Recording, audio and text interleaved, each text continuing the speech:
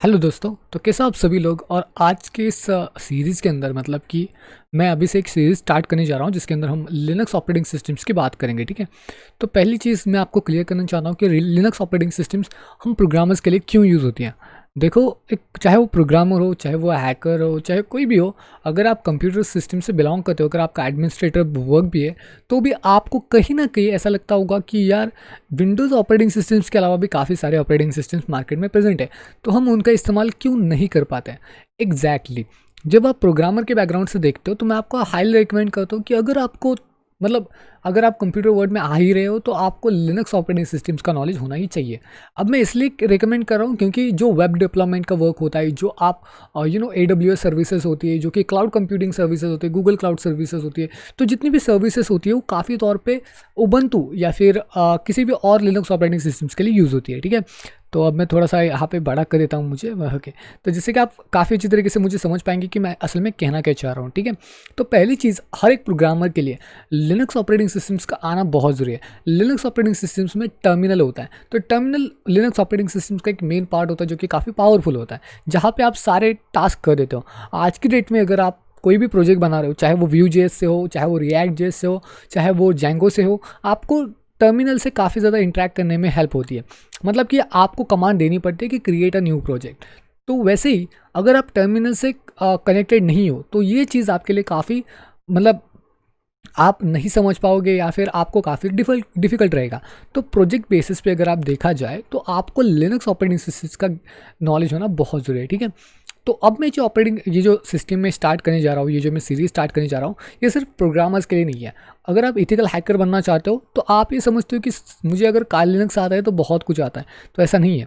अगर आप काल लिनक्स को प्रीफर करते हो तो अच्छी बात है, क्योंकि हैकिंग के लिए वो ऑपरेटिंग सिस्टम्स काफ़ी बेहतर है। लेकिन अगर आप ये समझ के चल रहे हो कि काल लिनक्स से मेरा सब कुछ काम हो जाएगा, तो ये ऐसा नहीं है। आपको मल्टीपल ऑपरेटिंग सिस्टम्स का ज्ञान होना जरूरी है। अगर आप इथिकल हैकिंग अभी स्टार्ट कर रहे हो, आपका 12th कंप्लीट हो चुका है, तो मैं आपको रिकमेंड करूंगा कि आप इथिकल हैकिंग स्टार्ट कर सकते हैं। लेकिन उससे भी पहले इथिकल हैकिंग का जो बेसिक्स होता है, जो कि लिनक्स ऑपरेटिंग सिस्टम्स होते हैं, उनका अगर आपको नॉलेज है तो इथिकल हैकिंग सीखने में आपको काफ़ी हेल्प रहेगा। अगर आज की डेट में अगर आप मान के चलो आप एक वेबसाइट बना रहे हो, तो वेबसाइट का डिप्लॉयमेंट होना या फिर वेबसाइट की पूरी सर्विसेज को एनालाइज करना, सर्वर्स को मैनेज करना, जो चीज़ें होती है वो कमांड लाइन से आप काफ़ी जगह से कर सकते हो। वहाँ पे अगर आप विंडोज़ 10 की बात करेंगे या फिर किसी भी अदर विंडोज़ की बात करेंगे, तो उसका जो टर्मिनल या फिर आप पहले पावर शेल, वो इतना स्ट्रांग नहीं होता। तो आप एग्जैक्टली वो चीज़ नहीं कर पाओगे जो लिनक्स ऑपरेटिंग सिस्टम्स आपको प्रोवाइड कर देते हैं। ठीक है। अब मैं ये नहीं कह रहा कि लिनक्स ऑपरेटिंग सिस्टम्स आपका हर तरीके का काम आसान कर देगी। इसके भी कुछ डिसएडवांटेजेस है जिसके हम बात नेक्स्ट वीडियो में करने वाले हैं। लेकिन पहले हम समझते हैं कि कौन से ऑपरेटिंग सिस्टम्स है जो आपको इस मतलब इंटायर क्रैश कोर्स में आपको दिखने वाले है। ठीक है। तो अब ये चीज़ ध्यान में रखना कि ये जो कोर्स मैं बनाने जा रहा हूँ वो एक ईजीएस्ट कोर्स है, और इसे मैं ट्राई करने वाला हूँ मल्टीपल प्लेटफॉर्म्स के ऊपर। ठीक है। तो अगर मैं मल्टीपल प्लेटफॉर्म्स के इसे डाल देता हूँ और कोई अगर आपको इस कोर्स को बेच रहा है, तो आप एक बार इंटरनेट पे सर्च कर लो, इंस्टाग्राम मेरा फॉलो कर लो, मेरा आईडी है मिस्टर साइबर एक्सपर्ट। वहाँ पे आपको दिखेगा कि ये कोर्स फ्रीली अवेलेबल है, तो आपको उसके लिए कोई भी पे करने की ज़रूरत नहीं है। ठीक है। ये फ्रीली अवेलेबल कोर्सेस है और आप बस सर्च कर लो। ठीक है। यूट्यूब के ऊपर आपको ये कोर्स मिल जाएगा, आप इंस्टाग्राम के ऊपर भी आपको ये कोर्स मिल जाएगा, मेरे फेसबुक आईडी के ऊपर भी कोर्स मिल जाएगा, जिससे कि मैं काफ़ी लोगों के साथ इंटरेक्ट कर सकता हूँ और जिनसे कि ये जो सीरीज़ है या फिर ये जो कोर्स जो मैं आपको प्रोवाइड करने चाह रहा हूँ, ये सभी लोगों तक पहुँचे। अगर आप एक नॉर्मल यूज़र हैं, अगर आप चाहते हो कि यार चलो लिनक्स का भी बेसिक ओवरव्यू या फिर एक एजुकेशन पर्पज़ के लिए इसे देखा जाए, तो भी काफ़ी ईजिएस्ट रहेगा आपके लिए। आप काफ़ी अच्छी तरीके से ओएसएस के बारे में जान सकते हो, और हम काफ़ी सारी टेक्निक्स एंड बहुत सारे टूल्स की बात करने वाले हैं। मैं आपको डेडिकेटेडली हर एक ऑपरेटिंग सिस्टम्स का बेसिक ओवरव्यू देने जा रहा हूँ। ठीक है। तो ये सीरीज़ काफ़ी कमाल की होने वाली है। ठीक है। अब प्राइमरी गोल क्या है?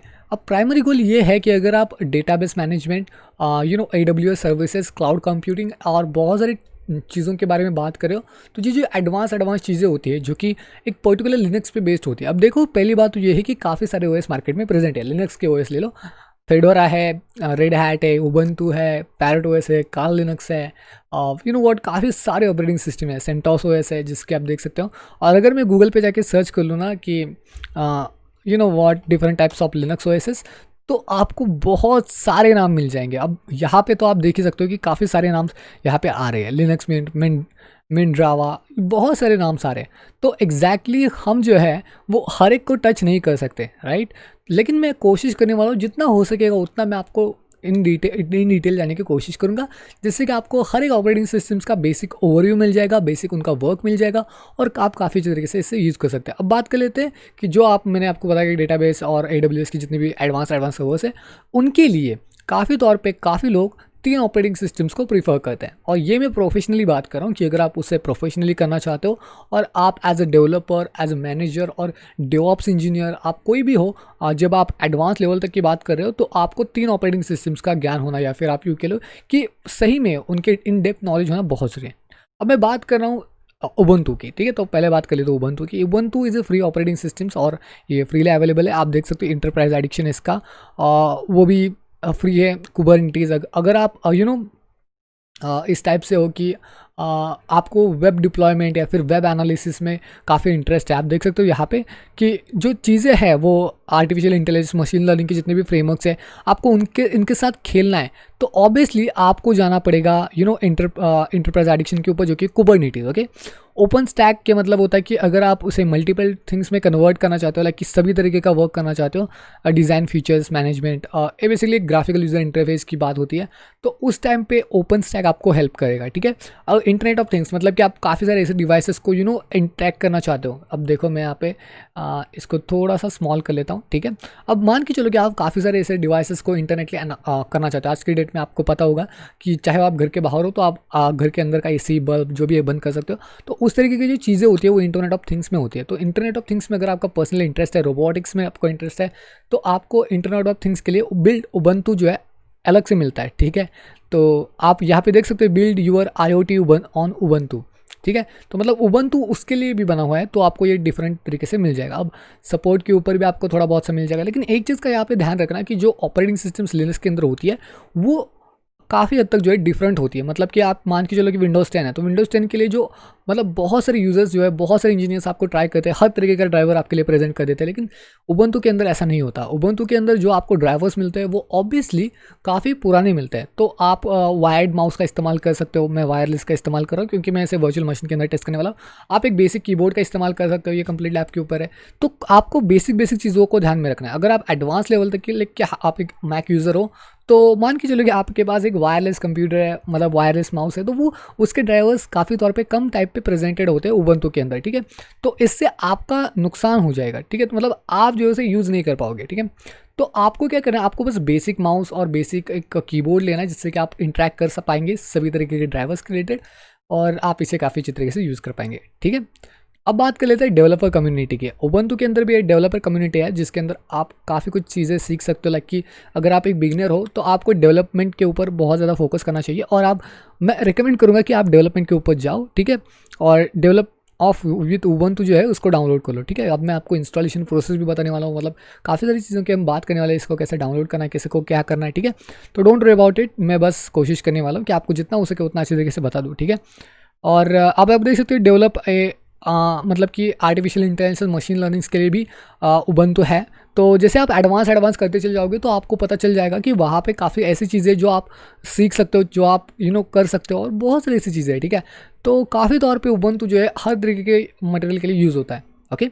तो ये बात तो रही उबंटू की, कम्युनिटी एडिक्शन है, काफ़ी कुछ। एक बार आप इस पूरे इंटायर वेबसाइट के ऊपर आ जाओ, थोड़ा सा सर्चिंग कर लो कि ये किस लिए यूज़ होता है, और अगर आपको कोई ऐसा कीवर्ड मिलता है लाइक आर्टिफिशियल इंटेलिजेंस, तो उसके बारे में सर्च करो। थोड़ा सा टाइम यहाँ पे जितना आप स्पेंड करोगे तो आपको बहुत कुछ नॉलेज मिलने के चांसेस बहुत ज़्यादा, ठीक है। अब बात कर लेते हैं दूसरे ऑपरेटिंग सिस्टम की, जो कि बहुत सारे प्रोफेशनल्स और एक्चुअली यूज़ करना पसंद करते हैं। और ये जो ऑपरेटिंग सिस्टम है वो काफ़ी फेवरेट है। जब मैं अपने डिप्लोमा लाइफ में था तो मेरे टीचर्स जो है, मतलब सभी टीचर्स नहीं, लेकिन एक टीचर था जो रेड हैट का इस्तेमाल करता था, ठीक है।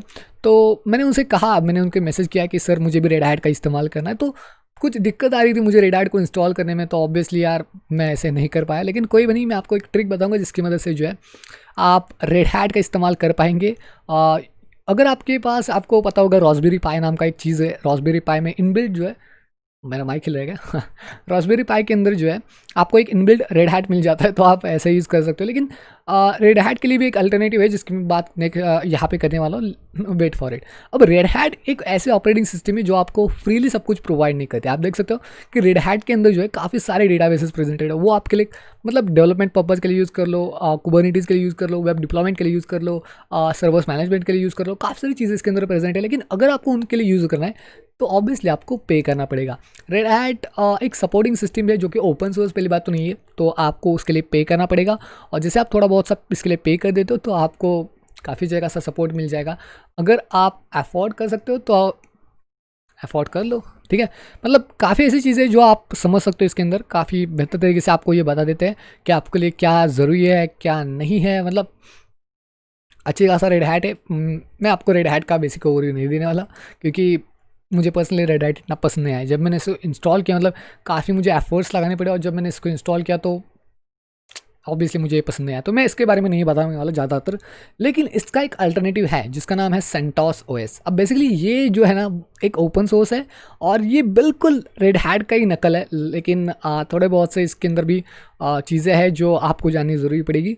तो सेंटोस ओएस की भी हम बात करने वाले हैं कि इसका एक बेसिक ओवरव्यू लेने वाला है। इसके अंदर क्या है देख सकते हो कि रेड हैट इसेंशियल इकोसिस्टम्स, मतलब इसके अंदर भी रेड हैट का एक इंटरप्राइज एडिक्शन का थोड़ा सा पार्ट है जो कि मैं आपको बताऊंगा कि कैसे इसमें भी यूज़ होता है। तो अगर आपको सेंटोस ओएस आती है और आगे चल के 2-3 साल बाद आप रेड हैट को परचेस कर लेते हो तो भी आपको कोई दिक्कत नहीं आएगी। अगर आज के डेट पर आप सेंटोस ओएस का इस्तेमाल करते हो और आगे चल के आप रेड हैट को प्रीफर करने वाले हो तो कोई दिक्कत नहीं आएगी। उनके दोनों के अंदर कमांड्स या फिर उनका जो यूआई होता है वो लगभग सेम होता है। मैं ऐसा नहीं कहूँगा कि हर एक चीज़ सेम होती है, लेकिन कुछ चीज़ें ऐसी होती है जो सेम होती है। तो हमने बात की थी तीन ऑपरेटिंग सिस्टम्स की जो कि लिनक्स के बेस्ड है, और पहला है उबंटू, दूसरा है रेड हैट और तीसरा है सेंटोस ओएस। ओके, सो हम इन तीनों की बात करने वाले, इसके अंदर जो कमांड्स होते हैं उनकी बहुत सारी इंडेप्थ देने वाले। लेकिन एक चीज़ ध्यान में रखना कि ये तीनों ओएस काफ़ी नहीं होती है। आपने पैराटोस का नाम सुना होगा, आपने काली लिनक्स का नाम सुना होगा, और उबंटू, ये तीन ऑपरेटिंग सिस्टम्स है वो असल में डेबियन के ऑपरेटिंग सिस्टम्स है। डेबियन एक आप यूँ कह लो कि एक तरीके का ओएस आर्किटेक्चर है जिसके अंदर ये तीनों ऑपरेटिंग सिस्टम्स प्रेजेंट होती है।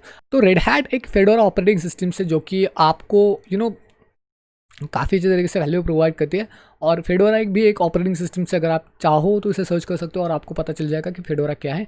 वो भी एक ओपन सोर्स प्लेटफॉर्म है, तो आपको काफ़ी बेहतर तरीके से रिजल्ट मिल जाएगा और आप काफ़ी अच्छे तरीके से जान पाओगे। मैं ये कहूँगा कि प्लीज़ यार मल्टीपल ऑपरेटिंग सिस्टम्स को ट्राई करो।